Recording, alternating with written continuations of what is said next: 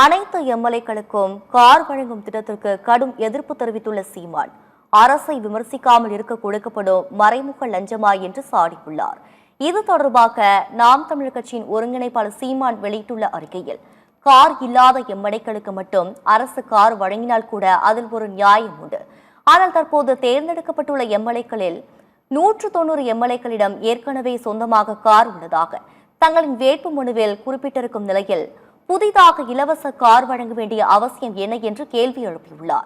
இதெல்லாம் யாருடைய வரிப்பணம்? இதுதான் மக்கள் பணத்தை தொடாத வீணடிக்காத செயலா என்று கேள்வி எழுப்பியுள்ள சீமான், ஏற்கனவே எம்எல்ஏக்களுக்கு வாகனப்படி 25,000 ரூபாய் உட்பட மாதம் 1 லட்சம் ரூபாய் சம்பளமாக வழங்கப்படுகிற நிலையில் ஆண்டுக்கு 1,76,000 கோடி கடன் வாங்கும் நிலையில் கூடுதலாக மாதம் 1 லட்சம் ரூபாய் வழங்க வேண்டிய தேவை என்ன என்று வினவியுள்ளார்.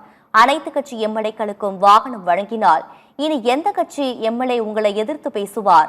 ஆட்சி நிர்வாக செயல்பாடுகளில் ஏற்படும் குறைகளை எப்படி சுட்டிக்காட்டுவார்கள்? அரசை விமர்சிக்காமல் இருக்க கொடுக்கப்படும் மறைமுக கையூட்டா இதுதான் ஊழல் லஞ்சத்தை ஒழிக்கும் முறையா என்று சீமான் சரமாரியாக கேள்வி எழுப்பியுள்ளார்.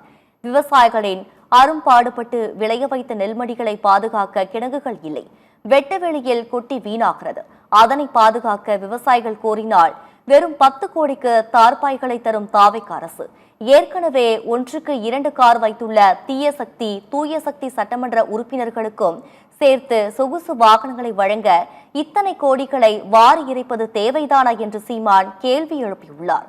மக்கள் வரிப்பணத்தை வீணடிக்கும் இதுபோன்ற திட்டங்களை கைவிட்டு ஆக்கப்பூர்வமான மக்கள் நலத்திட்டங்களை நடைமுறைப்படுத்த வேண்டும் என்று சீமான் வலியுறுத்தியுள்ளார்.